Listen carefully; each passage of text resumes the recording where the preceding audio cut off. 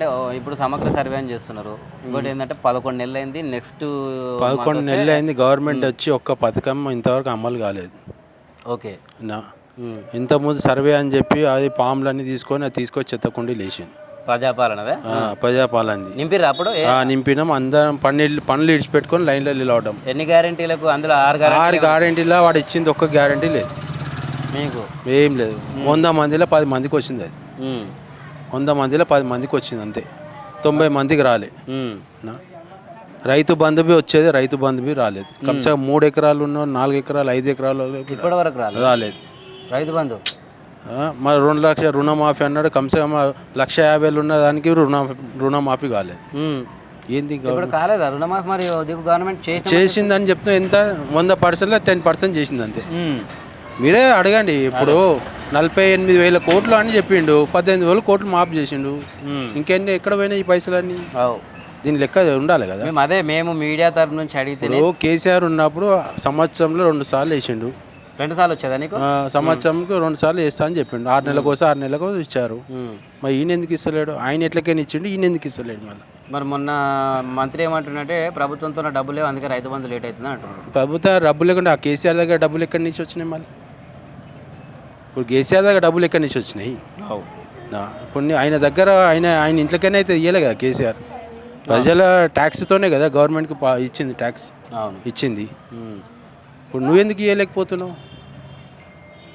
పైన 10 ఏళ్ళు ఎట్లా ఇచ్చిండు? మళ్ళీ ఎవరిని కాల్చం కరెంట్ ఇచ్చిండు, రైతు బంధు ఇచ్చిండు, ఎవరైనా రైతు చచ్చిపోతే వానికి 5 లక్షల బీమా ఇచ్చిండు. ఎట్లా ఇచ్చిండు ఆయన?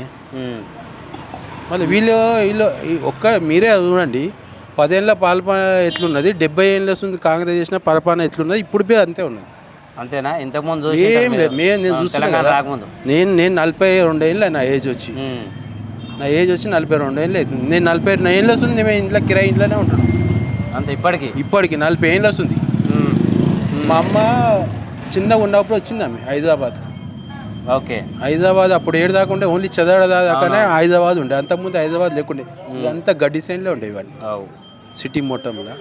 ఇంతవరకు మా డబుల్ బెడ్రూమ్ ఇవ్వలే. మళ్ళీ ఏంది ఇంకోటి ఏంటంటే కొన్ని పెండింగ్లు ఉన్నాయి. డబుల్ బెడ్రూమ్ ఇంతకుముందు అప్లై చేసిన వాళ్ళది అయితే గవర్నమెంట్ మారినాక ఆగిపోయినాయి. నిజమేనా? అది నిజమే, ఆగిపోయినాయి. మళ్ళీ అయిపోయిన వాళ్ళకి ఇది ఇవ్వాలి. పాత వాళ్ళకి ఇప్పుడైతే అప్పుడు గవర్నమెంట్లో అప్లై చేసిన వాళ్ళు మెసేజ్లు వచ్చినాయి, అన్నీ వచ్చినాయి. అందులోకి ఉంటుంది కదా రికార్డు వాళ్ళ దగ్గర. ఇప్పుడు కలెక్టర్ దగ్గర రికార్డు ఉంటుంది కదా, ఇవ్వాలి కదా. మళ్ళీ మరి అవి ఇప్పుడు మూసి మీరు చూస్తున్నారు. ఇప్పుడు మూసి ఎవరి టైంలో ఇచ్చిండు జాగాలన్నీ? కాంగ్రెస్ టైంలోనే ఇచ్చింది. ఇందిరా గాంధీ ఇచ్చింది అది. మరి ఈయన వాళ్ళు వచ్చి తీయనికి మళ్ళీ అప్పుడు తెలియలేదా? ఇప్పుడు ఇంతమంది సీఎంలు చేంజ్ అయ్యింది, మరి ఏ సీఎం ఎందుకు చేయాలి? ఈయనకెందుకు అంత ఆవేశం?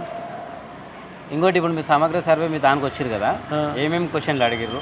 ఎట్లా అనిపిస్తుంది మీకు ఈ క్వశ్చన్ మీద? కడవ ఏమున్నా ఏం చేస్తారు మీద అడిగి మేము మంగళ పని చేస్తాం. ఇంకేం పడతావు? గదే రాసుకొని పోతారు. ఒక ఇష్టం అంటే వేసిపోతాడు. మళ్ళీ ఎలక్షన్ టైంలో ఉరికొస్తాడు. అంటే కొంతమంది ఏమంటారు అంటే ఆస్తుల వివరాలు, ట్యాక్స్ కడుతున్న లేదు, అది అన్నీ కూడా ఉన్నాయంటున్నారు. ఆస్తులు ఏమనుకుంటే ఉన్ననుకుంటుంది, లేనని గరీబానికి ఏముంటుంది? ఇప్పుడు రోజు మాకు లేబర్ పనే. మేము మంగళ షాప్కి పోతాం, పోయిన అడిగితే జీతం ఇస్తాడు, పోకుంటే జీతం ఇయ్యాడు కదా. ఆ షాప్లో కూడా మీరు మరి జాబే మళ్ళీ సొంతం కూడా సొంతం కాదు. ఇప్పుడు మా దాంట్లో మా క్యాస్ట్లో ప్రతి ఒక్కటి దిగిండు. మా క్యాస్ట్ వాళ్ళు ఎక్కడ పోయినా మాకే అర్థమవుతుంది. అంతేనా? మరి ఇంతకుముందు ఈ టైంకి ఈ గల్లీలకు ఎలక్షన్ టైంలో వచ్చినప్పుడు ఏమేమి హామీలు ఇచ్చింది మీకు? ఎటువంటి మాకేం చెప్పిండు? 6 గ్యారెంటీలు చెప్పిండు. 6 గ్యారెంటీల బస్కి ఒక్కటే ఇచ్చిండు.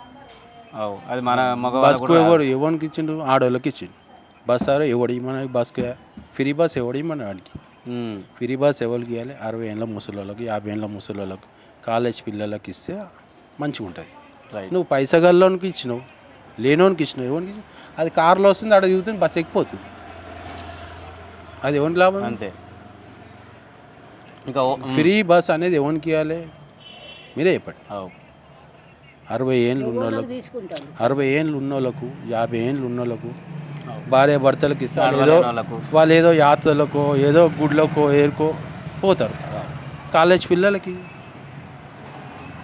ఓవరాల్గా ఇవాళ ఫ్రీ బస్ పెట్టి నువ్వు 300 ఇప్పుడు లేదా 3 కోట్ల లాస్ మనకు డైలీ. ఆర్టీసీ ఎవరు భరించాలి? మన మీదనే. ఎంతమంది కరెంట్ బిల్లు 400 వచ్చేది, ఇప్పుడు 800 వస్తుంది.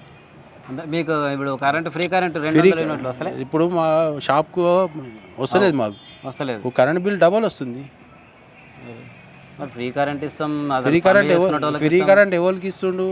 దాంట్లో 10% మందికి వచ్చింది అంతే. ఇంకెవరు ఏదన్నా పూర్తి స్థాయిలో రాలే. మరి 11 నెలలు అవుతుంది కదా, దీని మీద ఏం 11 ఇంకా 11 ఏళ్ళైనా గింతే ఉంటుంది. అంతేనా? 11 నెలలకే ఇట్లుంటే ఇంకా 11 ఏళ్ళైనా గింతే ఉంటుంది. అంతేనా? షూరా? ఓవరాల్గా సరే అప్పుడు చేసిన కాంగ్రెస్ ఇప్పుడు ఏం చేయలేదు. వాళ్ళన్నా కొంచెం మంచి చేసింది, కానీ ఇదైతే చాలా ఘోరం. ఇది చాలా ఘోరం ఉన్నది. నేను ఊహించుకోలే. నేను తెలంగాణ గడప టైంలో నాంపల్లిలో 20 ఏళ్ళు చేసిన ఒక్కడే షాప్లో, రాయల్ హోటల్ కింద. అంటే షాప్ బంద్, అంటే షాప్ బంద్. అప్పుడు ఉద్యమం టైంలో సెక్రటరీకి దాని అసెంబ్లీకి దాని దగ్గర ఉండే. అంటే 2 కిలోమీటర్ల దాకా బంద్ చేపిస్తుండే. మేము అనుభవించినాం, మేము చేసినాం. వీళ్ళు చేసేది నేను చెప్తున్నా కదా, కేసీఆర్ ఉన్నప్పుడు అంత సుఖం ఇప్పుడు ఎవరికి లేదు. నిజంగా చెప్తున్నా కదా, అంత పెద్ద మాట్లాడుతుంది. కేసీఆర్ ఉన్నంత సుఖం ఇప్పుడు లేదు ఎవరికి. చెప్పు దేనికని? ఇప్పుడు నువ్వు చెప్తే నమ్మవు. బిజినెస్ లేదు. ఓకే, అందరు గిలగిల కొట్టుకుంటారు. తిరుగుతుంటా తెలుస్తుంటుంది. ఇప్పుడు మా దగ్గర ఎంతో మంది వస్తుంటారు కస్టమర్, చెప్తారు వాళ్ళు. ఈడొచ్చి దరిద్రం లంచడికి వచ్చి మొత్తం బతుకంతా నాశనం అయిపోయింది అంటుంటారా? షాప్లోకి వచ్చి అంటుంటారు. కటింగ్ చేయించుకున్నాడు. ఇప్పుడు మనిషి ఏడే ఎక్కువసేపు మా దగ్గరనే గడుపుతాడు కదా. అవునవును. 45 నిమిషాలు మా దగ్గర, 1 అవర్ మా దగ్గర గడుపుతాడు. వాళ్ళతో ఇదే మాటలు మా దగ్గర అన్నీ చెప్తాడు, మేము చెప్తాం. రైట్. ఓవరాల్గా ఇప్పుడు మీరే అర్థం చేసుకోండి. ఈ ఊరోళ్ళకి ఏంటంటే వాళ్ళకు నమ్మిండు వాళ్ళు. ఏమని? కేసీఆర్ అన్ని ఇచ్చిండు, వీడు ఇస్తాడు కదా అన్నట్టు నమ్మిండు. కానీ వీడికి ఇట్లా పెంచి ఇస్తా అన్నాడు, ఇట్లా గొంతు కోస్తానే వాళ్ళు అనుకోలే ఎప్పుడు. ఇక ఈసారి కాంగ్రెస్కి ఊర్లో పండి ఇవ్వమని బట్టలు ఇప్పి కొడతావు ఇలా. అదేనా? ఓవరాల్గా అన్న నువ్వు ఏమని చెప్పాలి? ఒకవేళ ముఖ్యమంత్రికి ఏమన్నా చెప్పాలని? ఏం లేదబ్బా, ఉన్న రోజులు మంచిగా చేయాలి అంతే. ప్రజలకు నువ్వు ప్రజలకు చేసేది ఏంది? మంచితనం. ప్రజలు నీకు ఎందుకు ఎన్నుకున్నారు? ఇక మళ్ళీ జీవితంలో కాంగ్రెస్ రాదు ఇక్కడ. ఇట్లా చేస్తే రాదు ఇక.